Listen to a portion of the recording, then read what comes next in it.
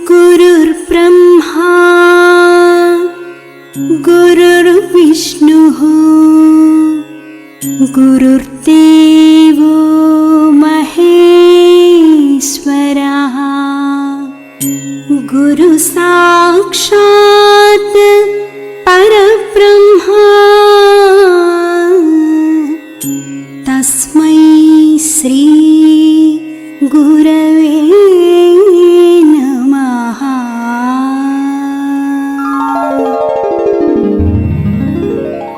ఓం ఈశ్వర, నీవు అనంతుడవు, అనుపమానుడవు. ఆకాశము వలె నిండి, గాలి వలె వ్యాపించి, భూమి వలె చరాచర భూతకోటిని మోయుచున్నాడవు. సూర్యుని వలె జగజ్జాలములను వెలిగించుచున్నాడవు. నీకంటే ఘనులుగాని, పూజ్యులుగాని, పవిత్రులుగాని ఎవ్వరునూ లేరు.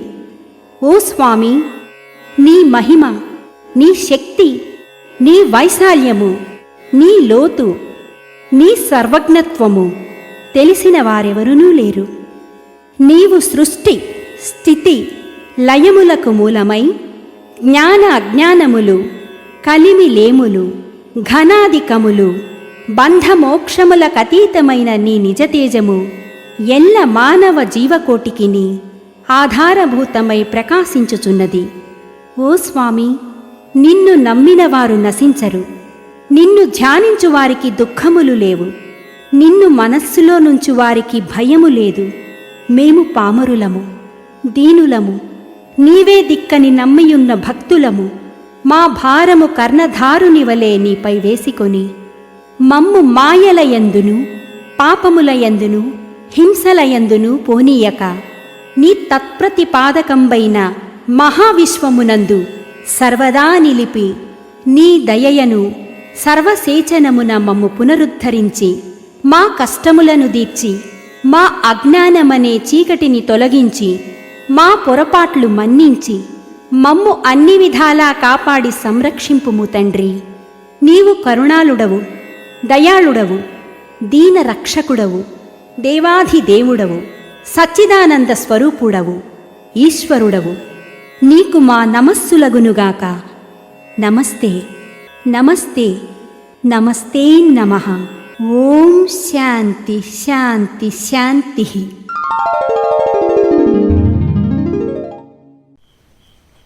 శ్రీ శ్రీ శ్రీ విశ్వవిజ్ఞాన విద్య ఆధ్యాత్మిక పీఠ పీఠాధిపతులు డాక్టర్ ఉమరాలీషా సద్గురువర్యుల పాదపద్మములకు నా హృదయపూర్వక సాష్టాంగ నమస్కారములు. ప్రతి వారం నిర్వహించుకుంటున్న మహాకవి ఉమరాలీషా వారి అంతర్జాతీయ సాహితీ సంచిక కార్యక్రమంలో పాల్గొంటున్న, వీక్షిస్తున్న సాహితీ అభిమానులకు, సాహితీ ప్రియులందరికీ మా స్వాగతం. బ్రహ్మర్షి ఉమరాలీషా కవి విరచిత బ్రహ్మ విద్యా విలాసం విషయ పరిచయం. ఈ భూమిపై ఉద్భవించిన జీవులన్నిటిలో మానవుడు బుద్ధిజీవి. జ్ఞాన సముపార్జన కోసం మానవుడు అనేక రకాల విద్యాపరమైన అంశాలను అభ్యసిస్తాడు. వాటిని పురస్కరించుకొని అన్వేషణ, పరిశోధన చేస్తాడు. జ్ఞాన సంబంధమైనటువంటి విద్యను మనం రెండు రకాలుగా విభజిస్తున్నాం. అది ఒకటి లౌకిక విద్య లేదా అపరా విద్య, రెండవది అలౌకికమైన విద్య లేదా పరా విద్య. లౌకికపరమైన విద్య ప్రాపంచిక విషయాల గురించి తెలియజేస్తుంది. ఈ లౌకిక విద్య, దీన్నే భౌతిక విద్య అని కూడా అంటాం. ఈ విద్య నేర్చుకోవడం వల్ల భుక్తికి ఎటువంటి లోటు ఉండదు. లౌకికమైనటువంటి సుఖాలు కూడా లభిస్తాయి.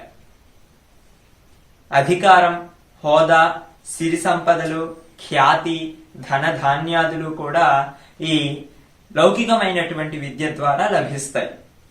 ఈ లౌకికమైనటువంటి విద్య వల్ల మానవుడు ప్రాపంచిక విషయాలకు దగ్గరగా ఉంటూ పరమాత్మకు దూరం అవుతూ ఉంటాడు. ఈ అపరా విద్య అని చెప్తున్న ఈ లౌకికమైనటువంటి విద్యా విషయాలు లౌకికపరమైన భౌతిక సుఖాలను అనుభవిస్తూ ఉన్నప్పుడు మాత్రమే ఈ విద్య మనకు ఆనందాన్ని, సంతృప్తిని కలిగించి ఆ తరువాత దుఃఖాన్ని, అసంతృప్తిని కలిగిస్తాయి. క్షణికానందాన్ని కలిగించి శాశ్వతానందం అనే విషయాన్ని మరుగున పడవేస్తాయి. మానవుడు తన జీవిత కాలంలో ఈ లౌకికపరమైనటువంటి విద్యలపైనే మోజు పెంచుకుంటాడు. ఈ లౌకికపరమైనటువంటి విద్యలను అభ్యసించడానికే ముందుకొస్తాడు. దీనికి కారణం ఈ అపరా విద్య అని చెప్పుకుంటున్న ఈ లౌకికమైనటువంటి విద్య అతనికి పోషక విద్యగా భావించబడి బ్రతుకు తెరవని కల్పించి ఉదర పోషణాంశంగా భ్రాంతిలో పడేస్తుంది. ఈ అపరా విద్య లేదా లౌకికమైనటువంటి విద్య అన్ని చోట్ల లభిస్తుంది కనుక మానవుణ్ణి మనశ్శాంతిని కోల్పోయేట్లుగా చేసి జడజన్మలకు మరలా దారితీసే విధంగా జన్మ యొక్క అంతిమ లక్ష్యమైనటువంటి ఆధ్యాత్మిక విద్యను తెలుసుకోనేటువంటి మరుగున భ్రాంతి మనల్ని పడవేసి జడజన్మలకు తీసుకువెళ్తుంది. ఇక రెండవది అలౌకికమైన విద్య. దీన్నే పరావిద్య అంటారు. బ్రహ్మ విద్య, ఆత్మ విద్య, ఆధ్యాత్మిక విద్య అని వేరువేరు పేర్లతో దీన్ని పిలుస్తారు. ఇది మానవుని పరమాత్మ దగ్గరికి చేర్చి ప్రాపంచిక విషయాల నుండి దూరం చేస్తుంది. బ్రహ్మతత్వాన్ని వివరించి బ్రహ్మానందాన్ని ప్రసాదిస్తుంది.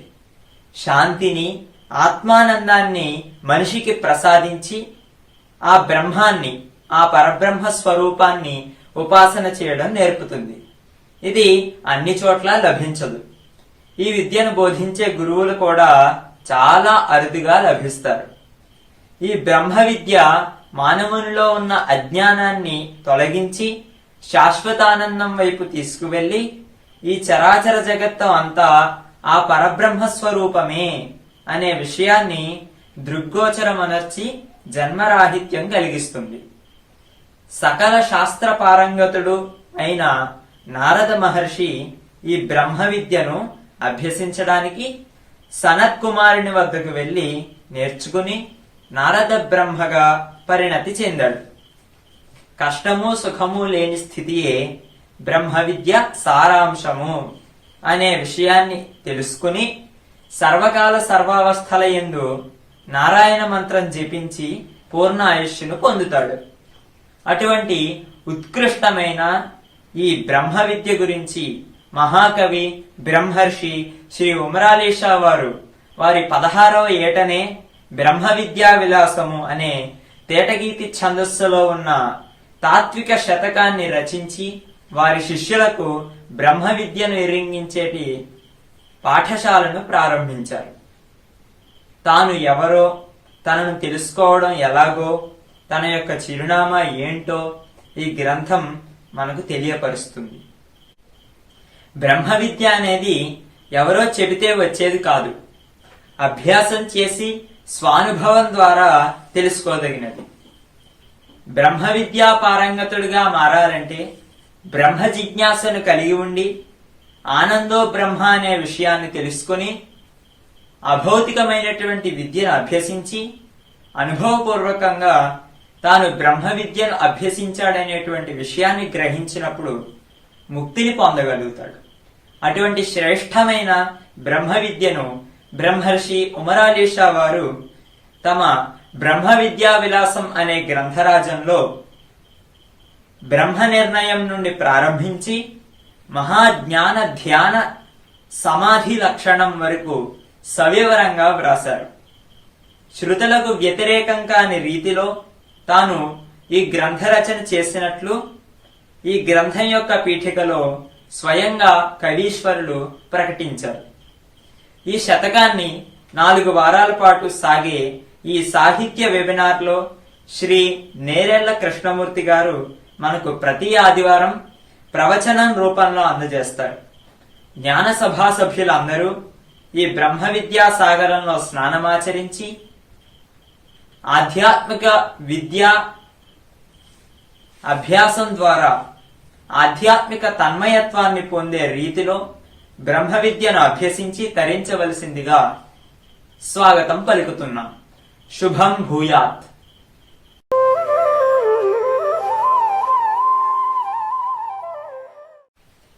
ఓం శ్రీమదాఖైలేశా గురుభ్యో నమః. బ్రహ్మ విద్యా విలాసాంధ్ర పీఠిక.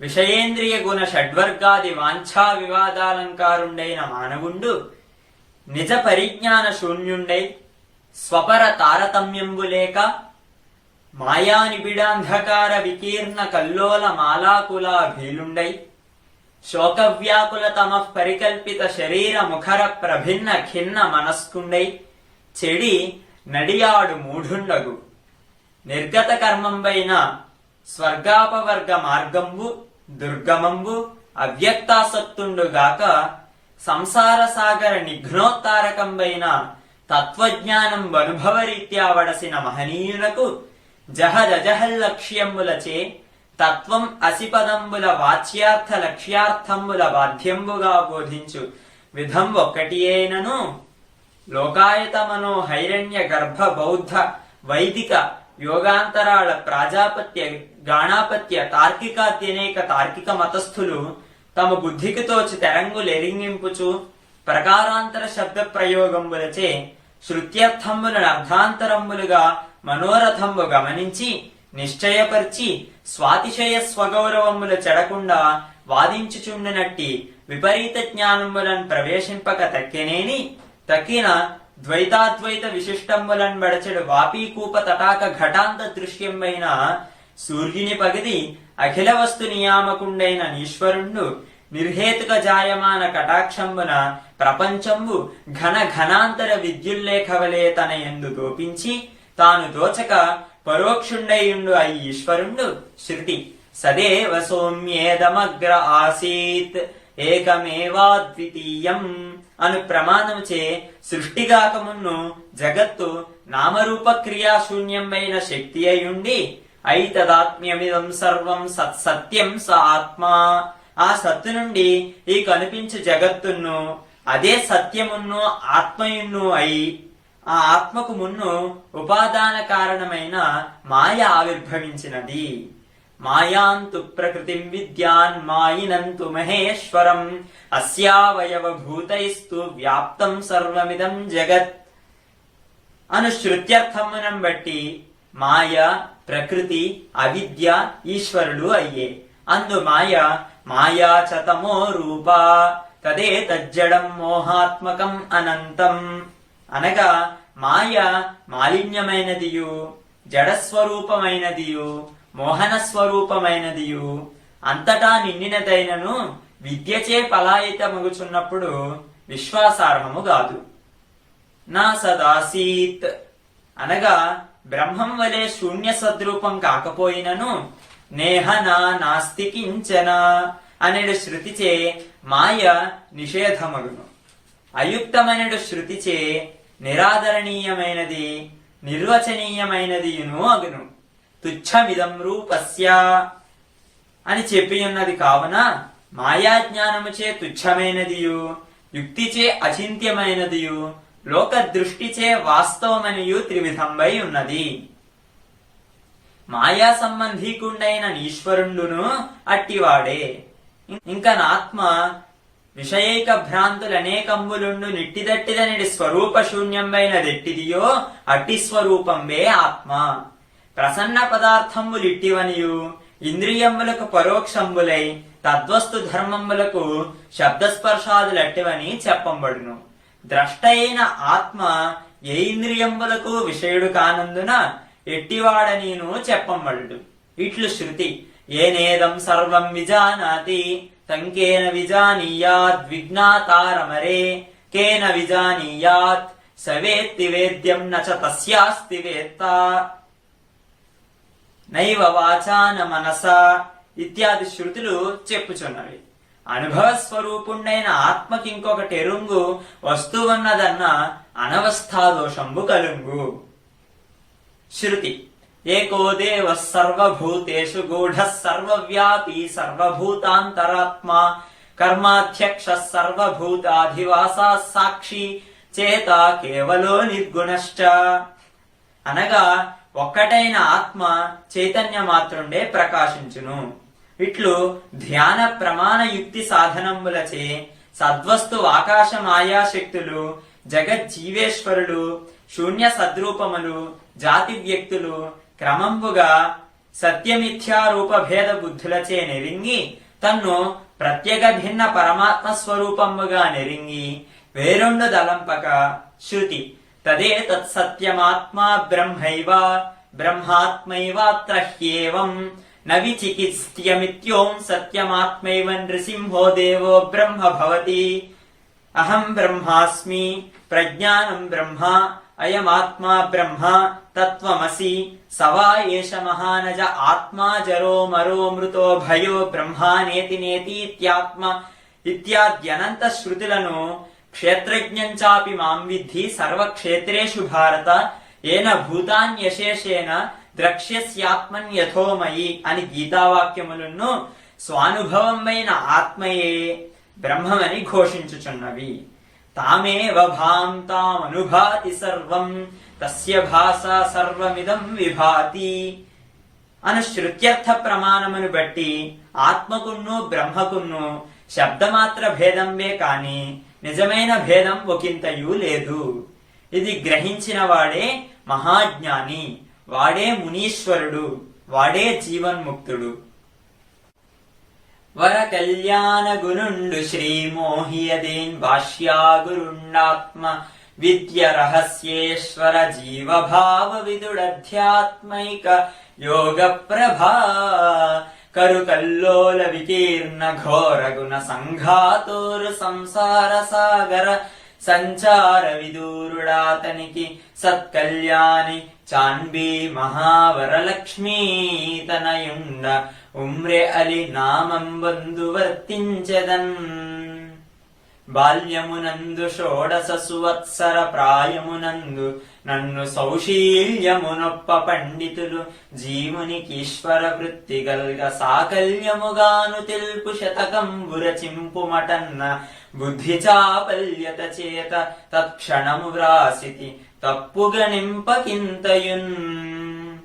శృత్యర్థ వ్యతిరిక్తములత్యంతార్థాంతర వివిధాంతరములన్ ఔద్ధత్య పదంబులు చేర్పక సత్యము వ్రాసితిని నిందు శమదమమలరన్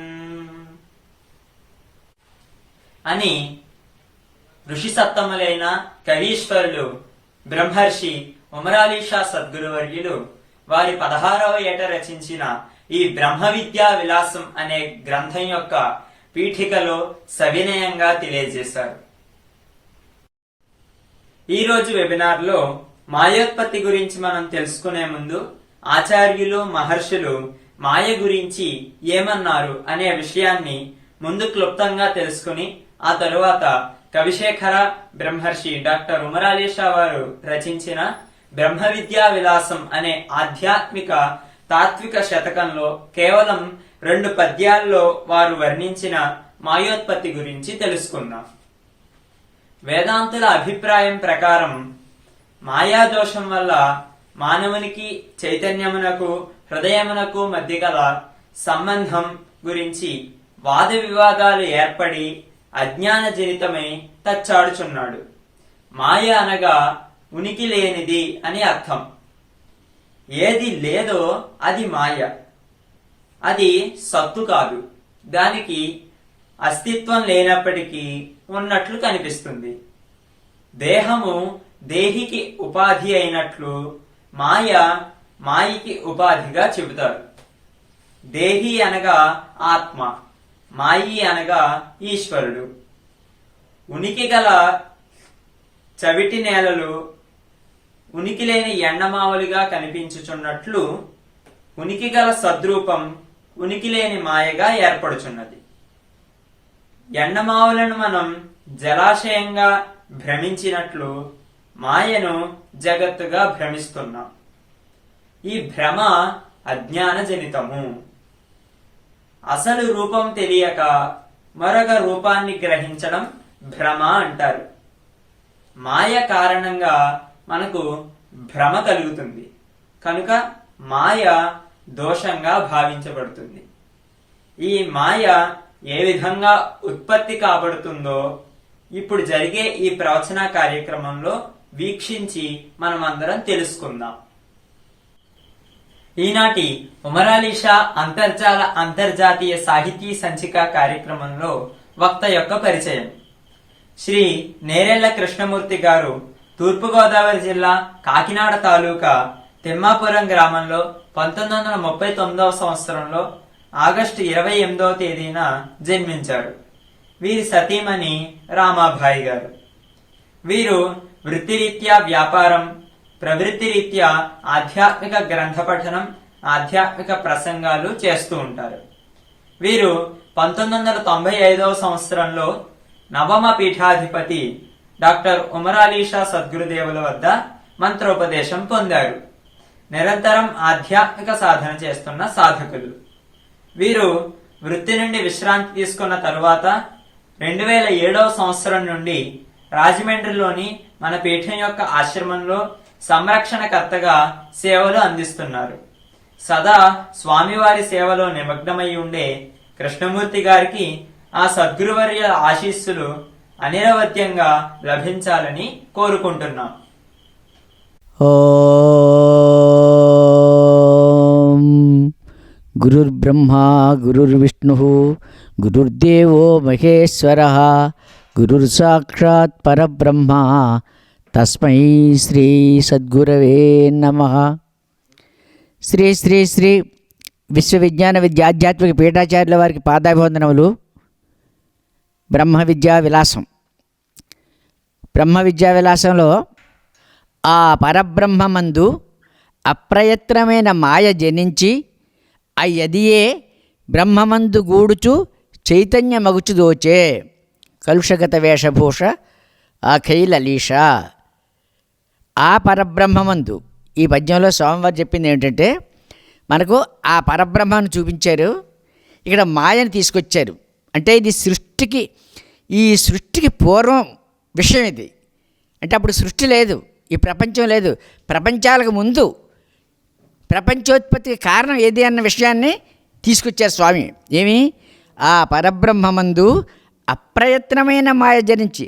ఆ పరబ్రహ్మం అనగా నిశ్చలంబై ఒక్కటే నిత్య సత్య నిష్కళానంద నిష్క్రియ నిర్గుణంబు అయిన బ్రహ్మం వహం వహం అని అలరు ముందు అని స్వామివారు మొదటి పద్యంలో చెప్పుకొచ్చారు. ఆ తర్వాత ఆ పరబ్రహ్మ అంతటా, పరబ్రహ్మం అంటే ఏమిటి? మనకి అంతటా నిండి ఉన్నటువంటి తేజో రాశి, అంటే ఈ సకలము నిండినటువంటి మహా తేజస్సు.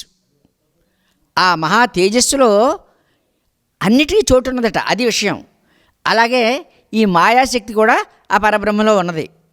ఆ ఉన్నటువంటి ఆ మాయాశక్తి మాయలోంచి, ఆ పరబ్రహ్మంలోంచి బయటకు వచ్చి ఆ పరబ్రహ్మాన్ని చేరుకుని పరబ్రహ్మం నుండి శక్తి గ్రహించిందట. ఇది విషయం.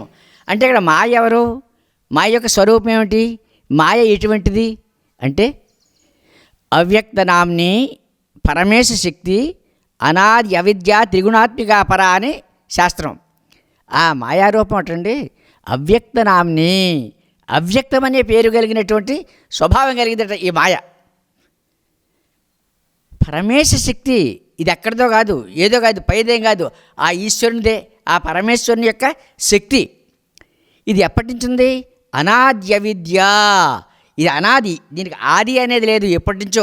అంటే ఆ నిశ్చలమైంది, నిత్యమైంది, సత్యమైంది ఏ మహాతత్వం అయితే ఉందో, ఏ దివ్య తేజస్సు అయితే ఉందో, ఏ మహా తేజస్సు అయితే ఉందో, ఆ తేజస్సు ఏనాడు పుట్టిందో ఆనాటి నుంచి ఈ మాయాశక్తి కూడా ఉన్నది సుమాని.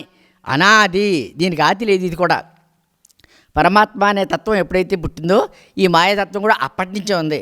ఆ ఉన్నటువంటి తత్వం, ఈ మాయాతత్వం అవ్యక్తం అనే పేరుతో ఉన్నది అన్నారు. అంటే ఇది ఆ పరబ్రహ్మను కూడిన కారణం చేత ఇది చైతన్యవంతమై దీని వ్యవహారం అంతా ఇది జరుపుతూ ఉన్నది. ఏంటా వ్యవహారం? సృష్టి కార్యం అంతా మాయాకార్యం, మాయారాజ్యం. మనం ఉన్నది మాయారాజ్యం. అయితే ఈ మాయారాజ్యానికి మూలం ఏది అన్నప్పుడు ఈ మాయ సృష్టి చేయడానికి కారణం మాయకు శక్తి లేదు కదా, అంచేత ఆ పరమాత్మ నుండే. ఆ పరమాత్మ స్వభావం ఏమిటి అన్నప్పుడు సత్తు చిత్తు ఆనందం, సచ్చితానందము అనేటటువంటిది ఆ పరబ్రహ్మ రహస్యమైనప్పుడు ఆ స్వభావాన్ని తీసుకుని మరి మాయ యొక్క స్వరూపం ఏమిటి అంటే త్రిగుణాలే మాయ యొక్క స్వరూపం. అవ్యక్త రామ్ని త్రిగుణాత్మిక పరా, 3 గుణముల యొక్క మూర్తి ఈ మాయాశక్తి. అంచేత ఈ మాయలో ఉన్నటువంటి 3 తత్వాలు పదార్థ రూపమై ఆ పరమాత్మలో ఉన్నటువంటి సచ్చితానందం అనేటువంటి స్వభావం ఏదైతే ఉందో అది చైతన్యవంతమై ఈ 2 కలిపి 3వ దాని దగ్గర శూన్యంలో ప్రవేశించేయి అన్నారు. ఈ 2 కలిపి శూన్యంలో ప్రవేశించినప్పుడు అప్పుడు మానవాకారముగా ఉన్నది అని మన స్వామి కూడా చెప్తారు. అంటే ఏంటి కదా దీనికి అర్థం? శూన్యము పంచభూతముల చూపుచునున్నది, దీని ఎందే సామాన్యముగా జరామరణ మార్గములన్నీ కలుగుచున్నది. ఈ శూన్యము గొప్ప శక్తిగల చోటు, నిజంబుగా దీని ఎందు అన్యోన్యత గన్న ఈశ్వరుని యోలగమున్నది కంటే నీవుగన్ అన్నారు సూఫీ వేదాంతంలో మన స్వామి. ఇటువంటిదేంటే ఈ శూన్యం కూడా గొప్ప శక్తి. అన్యోన్యత కన్నా నీవు శూన్యంతో ఐక్యం కావాలి సుమా అంటే ధ్యాన జీవనం. ధ్యాన జీవనంలోనే సాధకుడు ఆ పరమాత్మను చేరుకోవాల్సి ఉన్నది అని కూడా ఈ పద్యంలో మనకు చెప్తా ఉన్నారు. ధ్యాన జీవనంలో ఏమిటి? అన్యోన్యత కన్నా నీవు ఐక్యం అయిపోయి, ఇందులోనూ ఈ మాయాశక్తి ఆ పరబ్రహ్మ అనే చైతన్యం ఈ రెండింటి నుండి నువ్వు ప్రవేశించి ఆ చీకటిని నీ యొక్క దృష్టి చేత ఢీకొట్టి నెట్టి, అంటే ఉపాసనా బలం. ఆ ఉపాసనా బలం చేత ఆ శూన్యంలోంచే నీకు మార్గం అన్న సుమా. దీని ఎందు సామాన్యముగా జరామరణ మార్గములన్నీ కలుగుచున్నవి. శూన్యము పంచభూతములు చూపుచున్నది. పంచభూతాలంటే పృథివ్యాపస్తేజో వాయురు ఆకాశాలన్నీ కూడా నీవు శూన్యంలో ప్రవేశించినప్పుడే వీటి యొక్క విశేషాలన్నీ నీకు తెలుస్తాయి సుమా. ఏంటి పృథివ్యాపస్తేజో వాయురు ఆకాశాలంటే? ఈ పంచభూతాత్మకమైనది ఈ జగత్తు. ఇది గుణాలతో కూడినటువంటి మాయా కార్యంగా దాన్ని కలిపి ఇది చైతన్యం. ఆ చైతన్యం యొక్క విషయం చేత ఇవన్నీ కూడా సంకలనం పొంది ప్రపంచాకారాలు తయారయ్యి అని. ఈ ప్రపంచాకారాలు తయారయ్యి అన్నప్పుడు ఈ ప్రపంచాకారాలకు ఏమున్నది? ఆ దివ్యత్వానికి సంబంధించినటువంటి చైతన్యం, ఈ త్రిగుణాలకు సంబంధించినటువంటి విషయం, ఇవి కలిపి జీవం. అక్కడ జీవ సృష్టి జరిగింది. అంతవరకు జీవం లేదు. పరమాత్మ నుంచి ఆ మాయాతత్వం నుంచి మాయారాజ్యం అనేటటువంటిది ఎలా వచ్చిందంటే ఈ మాయారాజ్యం అనేది ఈశ్వర రాజ్యం. ఇంచేత ఈ మాయ చైతన్యవంతమైన కారణంగా అది ఈశ్వరుని చేత ప్రేరితమైంది. అంటే ఇక్కడ మాయ ఏమిటంటే ఈ 2 కలయిక ఎప్పుడైతే కలిసాయో ఆ పరబ్రహ్మము మాయ, ఈ మాయ ఎందు ప్రతిఫలించిన చిదాభాస తేజం, ఆ తేజస్సే ఈశ్వరుడు. ఈ ఈశ్వరీయ వ్యవస్థగా ఈశ్వరుని చేత నిర్మాణం అయింది ఈ సమస్త లోకం కూడా, సృష్టి బ్రహ్మాండం అంతా కూడా. అందుచేత ఆ ఈశ్వరీయ వ్యవస్థ ఎలా ఉన్నది అంటే ఈ మాయను దేశంగా చేసుకుని మాయారాజ్యం, ఈ మాయారాజ్యంలో సృష్టి క్రమం ఈశ్వరుడు ప్రారంభించాడు. మరి సృష్టి సామగ్రి ఏమిటి? త్రిగుణాలు, సత్వగుణం, రజోగుణం, తమోగుణం అనే 3 గుణాలు సృష్టి కార్యాలు. సృష్టి కార్యాలు సత్వగుణం ఎటువంటిది? తత్ర సత్వం నిర్మలత్వాత్ ప్రకాశగమనామయం సుఖసంగేన బధ్నాతి జ్ఞానసంగేన చానఘాని. సత్వగుణం ఎటువంటిది అంటే అది సుఖసంగేన, సుఖాలను కోరుకుంటూ ఉంటుందట. నిర్మలత్వాత్, అది నిర్మలమైంది అయింది కాబట్టి, నిశ్చలమైన తత్వం కాబట్టి ప్రకాశించేటటువంటి తత్వంగా ఉన్నది ఆ మాయాతత్వం. అది మాయ యొక్క స్వభావం స్వరూపంగా చేసుకొని సృష్టి కార్యం ప్రారంభించాడు ఈశ్వరుడు. ఎలాగా మాయను దేశంగా తీసుకుని ఈ సృష్టి అనే 3 గుణాలను కూడా తీసుకుని, అంటే 3 గుణాలు ఏంటంటే సామగ్రి. ఈ 3 గుణాలతో ఈ సృష్టించిన ఈ సృష్టి స్థితి లయాలు జరిగేటటువంటి విషయంగా కాలం చేత నడిపిస్తూ ఉన్నట ఆ ఈశ్వరుడు. ఆయనే సర్వేశ్వరుడు. ఎలాగ ఈశ్వరుడు సర్వేశ్వరుడు అయ్యాడు? ఆ మాయతో కూడిన చైతన్యం 2 మిళితమైనటువంటి మూర్తి ఈశ్వర వ్యవస్థ. ఇది అంతటా ఉండినటువంటి విషయంగా ఉన్నంతసేపు ఆ ఈశ్వర రాజ్యం ఈ రకమైనటువంటి ప్రవేశానికి ప్రధానికి సరిపోయిందనమాట. ఆ ఈశ్వర రాజ్యంలో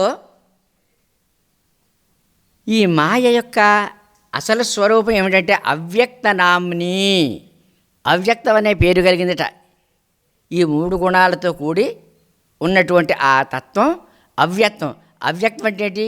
ఉండి లేనట్లు, లేక ఉండినట్లు ఉండింది మాయతత్వం. ఈ అవ్యక్తం అన్న ఈ మాయ యొక్క స్వరూప స్వభావాలు, చైతన్యం అనేటటువంటి ఆ పరమాత్మ యొక్క స్వరూప స్వభావాలు మిళితమై ఇక్కడ ఆ ఈశ్వరుని యొక్క స్వరూపంగా ఇక్కడ ఏమి తయారైంది అంటే రసస్వరూపం అనేటటువంటి అవ్యక్త బ్రహ్మం అనేది ఒక రసస్వరూపంగా అక్కడ ఏర్పడింది. అది సృష్టి జరిగేటటువంటి చోటు. ఈ సృష్టిలో ఉన్నటువంటి ఈ జీవరాశులన్నిటి యొక్క కార్యకలాపాలను రికార్డు చేసేటటువంటి ఒక కేంద్రస్థానం అది. ఆ రసస్వరూప సంభూతమైనటువంటిది ఏదైతే ఉందో అదే ఈశ్వరుడు. ఆ రసస్వరూప సంభూతమైనటువంటి ఈశ్వర ప్రేరితమైందే ఈ మానవులు ఈ జీవితంలో అనుభవించేటటువంటి సుఖ దుఃఖాలు. ఇక్కడ రసస్వరూపం అంటే ఏమిటి కూడా మనం కొంత తెలుసుకోవాలి. రసస్వరూపం అంటే రసోవైసహ అనే రసం అనగా రుచి. రుచి ఆనందాలను ఇవ్వగలిగే కారణం ఏదైతే ఉందో అది రసస్వరూపం. రుచులు అంటే ఏమిటి? అనేక రకమైన రుచులు ఉన్నాయి కదా మనకి. తీపి, పులుపు, కారం, చేదు, వగరు ఇటువంటి. ఇది ఒక్కొక్కరికి ఒక్కొక్క రకమైనటువంటి రుచి మనకిష్టం. ఆ ఇష్టమైనటువంటి విషయాలన్నీ కూడా మనం అనుభవిస్తూ ఉంటాం. ఈ లోకంలో జీవరాశులు కూడా వేరు అనేక రకాలు, ఒక్కొక్కరికి ఒక్కొక్కటి ఇష్టం. ఈ ఇష్టాలన్నీ కూడా ఎక్కడి నుంచి వస్తూ ఉన్నాయంటే ఈ జీవి ఒక పదార్థ రూపమైంది. ఇది మాయారూపమైనటువంటి పదార్థం దేహమైతే అందులో ఉన్నటువంటి రుచులన్నీ ఏంటంటే ఈ రుచులు ఆ ఈశ్వర ప్రేరిత విధికృత్యం. పరమాత్మలో అన్నీ నిండి ఉన్నాయి. పరమాత్మలో లేనిదేమీ లేదు, అందులో ఉన్నాయి కాబట్టి అవన్నీ మనం ఇష్టపడతా ఉన్నాం. ఏది చూసినాను మనం ప్రతిదీ కావాలని కోరుకోవడంలో అంతరార్థం ఏంటంటే మనకి ఆ రసస్వరూపం నుంచి అందుతూ ఉంటాయి సంకేతాలు. సంకల్ప రూపంగా అక్కడి నుంచి వస్తూ ఉంటుంటాయి. ఆ రసస్వరూపం అనేది ఏం చేస్తూ ఉంటుందంటే అది స్థూల సూక్ష్మ కారణ మహాకారణాలకు అధిష్టానమే ఉన్నది రసస్వరూపం. అంటే మానవ రూపంలో ఈ రసస్వరూపం అనేది మహాకారణ శరీరంగా ఉంది. మానవ రూపంలో ఆ నిర్దిష్టమైనటువంటి ఆ రూపం అక్కడి నుంచి స్థూలానికి రావాలంటే ఈ స్థూల శరీరం పంచభూతాత్మకమైంది. ఈ పంచభూతాత్మకమైనటువంటి శరీరం ప్రవర్తించడానికి ఆజ్ఞలన్నీ కూడా రసస్వరూపం నుంచే వస్తాయి. ఆ రసస్వరూపం ఎటువంటిది అంటే అది తనంతట తానే వ్యక్తమయ్యేటటువంటి స్థితి. దాన్ని ఒకడు ఇలా చెయ్యి అలా చెయ్యి అనడానికి అవకాశాలు లేవు. అంటే మన జీవుల కర్మానుసారం వీళ్ళు ఏమేమైతే చేసుకుని ఉన్నారో దానికి ఒక ఫలం అనేది ఉన్నది. అయితే మనం చేసింది మనం మర్చిపోతాం, కానీ పరమాత్మ మాత్రం మర్చిపోవడం. దీన్ని రికార్డు చేసుకుని ఏ సమయంలో ఏది ఎప్పుడు ఎలా అందివ్వాలో ఆయన ఇస్తూ ఉంటుంటారు. ఆ కేంద్రస్థానమే రసస్వరూపం. ఆ రసస్వరూపం నుంచి ఆయన ఆనందాన్ని పంచేటటువంటి వ్యవస్థ రసస్వరూపం అని చెప్పుకోవాలి. అంటే ప్రతిదీ అక్కడి నుంచే పుడుతుంది. నీకు సంకల్పం కలగాలంటే నీవు ఇదివరకు చేసి ఏదైతే ఉన్నదో దానికి సంబంధించిన సంస్కారానుగుణ్యమైనటువంటి విషయం అక్కడ నిక్షిప్తమై ఉంటుంది. ఆ సంస్కారం నుంచి సంకల్పం వస్తుంది. ఆ సంకల్పం ఎక్కడికి వచ్చింది చూడండి. మహాకారణం అయితే అక్కడ నీకు ఆలోచన పుట్టింది అన్నారు, వృత్తి పుట్టి ఆ వృత్తి కారణ శరీరంలోకి వచ్చేటగల ఊహలుగా మారేటటువంటి విషయం. ఆ ఊహ సూక్ష్మ శరీరంలోకి వచ్చేటప్పటికి అది రూపు దాల్చింది. సూక్ష్మ శరీరంలో రూపు దాల్చినటువంటి ఆ విషయం అజ్ఞాన కారణం వల్ల ఈ రూపం నీ యొక్క కంటిలో ప్రవేశించింది, నేత్రంలోకి. అంటే ఈ సునీలంలోకి ఆ భావన, ఆ ఊహ సూక్ష్మ శరీరంలో రూపుదాల్చి నీ నేత్రాల్లో కూర్చుంది. ఎప్పుడైతే ఆ భావం యొక్క రూపాన్ని మనం చూసుకుంటా ఉన్నామో దానికి సంబంధించినటువంటి పనులన్నీ చేయడానికి మనం తయారవుతాం. అదే అజ్ఞాన కారణం అని, అజ్ఞాన విజృంభితం అని. అజ్ఞానం యొక్క ప్రభావం చేత ఆ రసస్వరూపంలోంచి వచ్చినటువంటి ఈ ఊహలన్నీ కూడా నీకు సూక్ష్మ శరీరంలో రూపుదాల్చి ఆ రూపాలు నీ నేత్రాల్లోంచి ప్రస్ఫుటంగా గోచరించినప్పుడు ఈ స్థూల శరీరం మీద ఆయా కార్యకలాపాలతో కూడిన కర్మకలాపం మన జీవి చేస్తూ ఉన్నది. చేసిన దానికి ఫలితాలు వస్తాయి. మళ్ళీ ఆ ఫలితాలు వస్తే అవి జాగ్రత్త చేసే చోటు రసస్వరూపం. ఆ రసస్వరూపం అనే మహాకారణం నుంచి ఇవన్నీ జీవికి నిత్యం జరుగుతూనే ఉంటాయి. అటువంటి రసస్వరూప సంయుతం ఏది రసస్వరూపమై ఈశ్వర సృష్టిని అలంకరించి ప్రేమోదయ సౌరభాప్తి హృదయోత్పలములను వికసింపజేసి యా మోద సుధా స్రవంతులను మోహనగానరవానుభూతి ఏది వెలుగు, నా వెలుగు ఈప్సిత సిద్ధులు గూర్చి తేజమై అన్నారు స్వామి. ఏది రసస్వరూపమై ఈశ్వర సృష్టిని అలంకరించి, ఇక్కడ రసస్వరూపం అనుకుంటా ఉన్నామంటే ఈ రసస్వరూపం అనేది ఏది అన్నప్పుడు ఆ పరమాత్మలోనే ఈ రసస్వరూపం అంటే ఆనందాన్ని ఇవ్వగలిగేటటువంటి కారణాలన్నీ ఆ పరమాత్మలోనే ఉన్నాయి. కాబట్టి అదే ఈ ప్రకృతిలోకి రావడానికి ఈ పదార్థాన్ని ఆవహించి ఏది రసస్వరూపమై అంటే ఈ పదార్థాన్ని మాయా రాజ్యంలో ప్రవేశించి ఈ పదార్థంలో ఆవహించిన కారణం చేత తన యొక్క విషయం ఏమిటంటే ఇక్కడ రసస్వరూపంగా జీవులాచరించినటువంటి విషయాన్ని సేకరించడం, దాన్ని పదిలిపరచడం, వారికి మళ్ళీ అందించడం, అనుభవింపజేయడం, ఈ ప్రక్రియ అంతా కూడా రసస్వరూపానికి. ఈ రసస్వరూపం అనేది ఎక్కడుంది? ఏది రసస్వరూపమై ఈశ్వర సృష్టిని అలంకరించి ఈ జీవరాశులన్నీ కూడా ఈ భూమి మీద ఎక్కడైనా సరే జీవి అనేది ఉందంటే అది అనుభవించేటటువంటి రహస్యం ఏది అంటే అది ఆ పరమాత్మ యొక్క రసస్వరూపమే. ఆ పరమాత్మే రసస్వరూపుడు. ఎంచేత ఈ జీవులు ఏది కావాలని కోరుకుంటే అది ఇవ్వగలిగేటటువంటి సామర్థ్యం ఆయనకు ఉంది కాబట్టి పరమాత్మ రసస్వరూపి. అంటే ఆ రసస్వరూపాన్ని మనం ఏమని చెప్పుకోవాలి? ఇవ్వగలిగిన కారణం అదే. ఈ జీవి చేసినప్పుడు మర్చిపోతాడు, ఆశతో చేసుకుంటూ ఉంటాడు. ఆ ఆశ ఫలించిందంటే ఒకలాగా, ఫలించకపోతే మరొకలాగా సుఖదుఖాలు అనుభవిస్తూ ఉండడమే జీవి యొక్క పని. కానీ దీని సంకేతాలు అక్కడి నుంచి వస్తూ ఉంటుంటాయి. ఈశ్వర సృష్టిని అలంకరించి ప్రేమోదయ సౌరభాప్తి, ఆ రసస్వరూపం అనేటటువంటి ఆ పరమాత్మ యొక్క దయ, అనుగ్రహం, కరుణ పొంది తను చరిస్తూ ఉన్నాడు సుమా. ఎంచేతంటే ఇప్పుడు చూడండి, మనం కొన్ని మనకు తెలియకుండా ఈ రసస్వరూపం అనేటువంటి ఆ అవ్యక్త బ్రహ్మము నుండి మనకు అందుతూ ఉంటాయంట. నిదర్శనం ఏమిటంటే అవ్యక్త బ్రహ్మం అనేది ఏది అంటున్నప్పుడు తనంత తానే వ్యక్తం అవుద్ది. దానికి ఒకరి కదపాల్సిన పని లేదు. అది ఎప్పుడు ఏ సమయంలో ఎలాగ వ్యక్తం అవుద్దో ఎవరి తలతో అతను బాగానే ఉన్నాడండి పాపం ఇంతవరకును అని అనుకుంటాం మనం. కానీ అతను ఆ ఏ సమయంలో ఏది అనుభవించాలో అది అక్కడి నుంచి వస్తుంది, ఆ రసస్వరూపం. అలాగా ప్రేమోదయ సౌరభాప్తి హృదయోత్పలములను వికసింపజేసి నీ హృదయం నిండి ఉన్నటువంటిది ఆ తత్వం ఎలా ఉన్నదంటే ఇప్పుడు చూడండి, మాతృహృదయం, తల్లిలో మాతృహృదయం. తల్లి ఎప్పుడైంది? బిడ్డను ప్రసవించినప్పుడు తల్లి అయింది. ప్రసవించకపోవడం కన్య. అప్పటి భావాలు వేరు. ప్రసవించిన తర్వాత బిడ్డ పెట్టడంతో మరి ఎక్కడొచ్చింది ఆ బిడ్డ మీద ఆ కాంక్ష, ఆ ప్రేమ, ఆ వాత్సల్యం? ఇవన్నీ కూడా పరమాత్మ సంకల్పం. అవి ఇచ్చేవాడు ఆయన, పొందేది జీవి, ఆశ్రయించేవాడు జీవుడు, ఇవ్వగలిగేవాడు పరమాత్మ. అందుచేత ఆయన అనుగ్రహం చేత ఇప్పుడు చూడండి, ప్రకృతిని చూస్తాం, ఎంతో పరవశం. ఆ వృక్ష సంతతి, ఆ వృక్షాలలో ఉన్న ఆకులు, పచ్చని ఆకులు, పువ్వులు, కాయలు, పళ్ళు ఇవన్నీ కూడా మనం చూస్తూ ఉంటాం. నదీ నదాలు, పర్వత లోయలు ఇవన్నీ చూసేటప్పుడు ఎంతో ఆహ్లాదకరంగా సంతోషాన్ని పొందుతూ ఉంటుంటాం. ఈ ఆనందం అంతా ఎక్కడి నుంచి వచ్చింది? ఆ ఆనంద స్వరూపం అదే. యా మోద సుధాస్రవంతులను మోహనగాన రవానుభూతి అయి ఏది వెలుగు అన్నారు. నువ్వు ఆనందించేవు అని నువ్వు అనుకుంటా ఉన్నావు, కానీ ఆ ఆనందం పరమాత్మ నుండే వచ్చింది సుమా. అంచేత నువ్వెవరు? పరమాత్మవే. నీవు పరమాత్మే అని తెలుసుకోవడానికి ఆర్య ఋషులు వారు మనల్ని తరవడం కోసం సరాసరి చూపించడానికి అవకాశాలు లేవు. కాబట్టి ఇవన్నీ చెప్పి వరుసక్రమంగా అంటే జ్ఞానం, ఆ జ్ఞానం అనే విషయంగా నువ్వు ప్రయాణం చేసినప్పుడు నీ యొక్క రహస్యం నీకు తెలిసేటటువంటి విషయంగా ఉంది. కాబట్టి యా మోద సుధాస్రవంతులు, అమృతం అది ప్రవాహంలాగా ఉరకలేసుకుంటా నీలో ప్రయాణం చేస్తావన్న సుమా. మోహనగాన రవానుభూతి అయి ఆ అనుభూతి అది అనుభూతికి అందేది, అనుభూతిలో తెలిసేది. ఆ వాత్సల్యాలు బిడ్డ పుట్టగానే ఎక్కడ వస్తుంది మనకి ఆ వాత్సల్యం, అలాగే ప్రకృతి చూడగానే ఆ పరవశం మనకి ఎక్కడి నుంచి వస్తుంది? ఇవన్నీ కూడా ఆ రసస్వరూపం, అంటే రుచుల సముదాయం. అన్ని రుచులు అక్కడే ఉన్నాయి, అందులో ఉన్నాయి కాబట్టి మన ఇందులో ఉన్నాయి. అందులో లేకపోతే ఇందులో ఏమీ లేవు.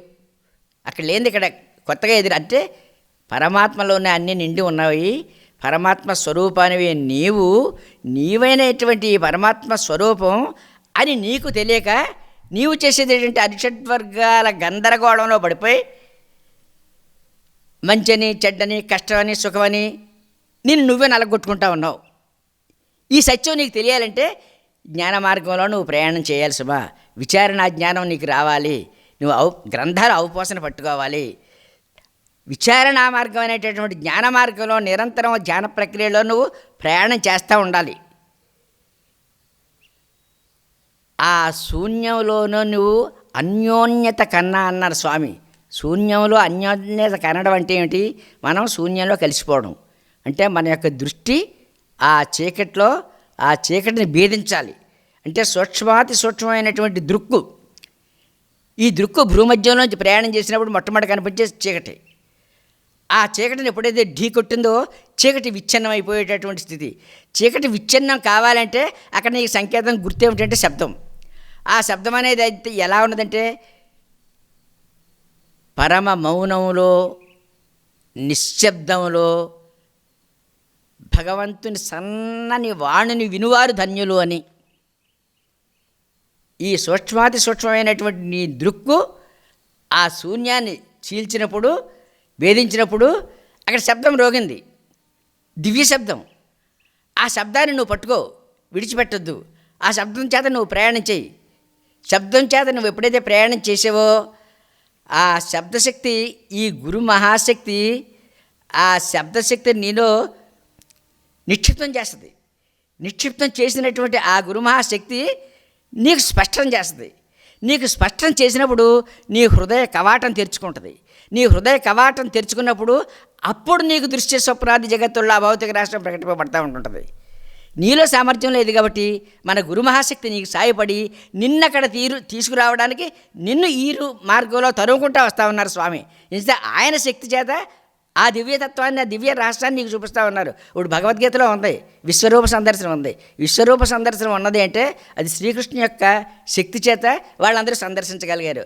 అలాగే మన పీఠంలో మన పీఠాధిపతులు ఆయన శక్తి చేత శిష్యులకి, వాళ్ళకి ఏమీ లేదు, పూర్తి అజ్ఞానులు, వాళ్ళు జ్ఞానంలో రావడం కోసం మాటలు చెప్పితే పనికిరాదు, నిరూపణ చేయాలి, దృశ్యంలో చూపించాలి. చూపించినప్పుడు అది అనుభవంలో ఆయనకి గ్రహించే శక్తి రావాలి అని ఈ మార్గం మన పీఠం. ఈ మార్గంలో ప్రయాణం అతి సులభం. ఈ సులభమైన మార్గంలో వారు ప్రకటించి మనం తెలుసుకోవడానికి కోసం వారే రచించారు గ్రంథాలు. లోపలికి వెళ్ళి నిజంగా రసస్వరూపం అనేది ఏది? రసస్వరూపమే ఈశ్వర సృష్టిని అలంకరించి అన్నారు. ఈశ్వర సృష్టి ఏది ఎక్కడో లేదు, ఇది ఈశ్వర సృష్టే. ఈ తెలుసుకునేది చెప్పేదంతా ఆ ఈశ్వర తత్వమే. కానీ నువ్వు నేను ఈశ్వరుని అని అనుకోవు కదా. నువ్వెలాగా? నీకు దేహాత్మాభిమానంలో మనం కూరుకుపోయి ఉన్నాం. దేహమే ఆత్మ, ఆత్మ అంటే ఎక్కడో ఉంది, అది తెలుసుకోవాలి అమ్మో దానివల్ల అని. కానీ అది నిశ్చలంబై ఒక్కటే నిత్య సత్య నిష్కళానంద నిష్క్రియం. అందులో ఏ క్రియలు లేవు. క్రియలన్నీ కూడా అక్కడికి వచ్చాయి ఈ పదార్థ రూపంలోంచి వచ్చాయి. అంటే ఉండి లేనట్టు లేనక ఉన్నట్టుగా ఉన్నది కదా మాయాతత్వం. ఆ మాయాతత్వం నుంచి వచ్చింది ఈ నటనంతా. ఓం పూర్ణమిదం పూర్ణమదః పూర్ణాత్ పూర్ణముదచ్యతే పూర్ణస్య పూర్ణమాదాయ పూర్ణమేవావశిష్యతే. ఓం శాంతి శాంతి శాంతి. వచ్చే వారం మాయోత్పత్తి 2వ భాగంలో మరికొన్ని మాయా సంబంధమైన విషయాలను తెలుసుకుందాం. ఈనాటి ఉమరాలీషా అంతర్జాతీయ సాహితీ సంచిక కార్యక్రమంలో ప్రవచనం అందించిన శ్రీ నేరెళ్ల కృష్ణమూర్తి గారికి, వీక్షించిన మీ అందరికీ ధన్యవాదాలు తెలియజేస్తూ విరమిస్తున్నాము. స్వస్తి.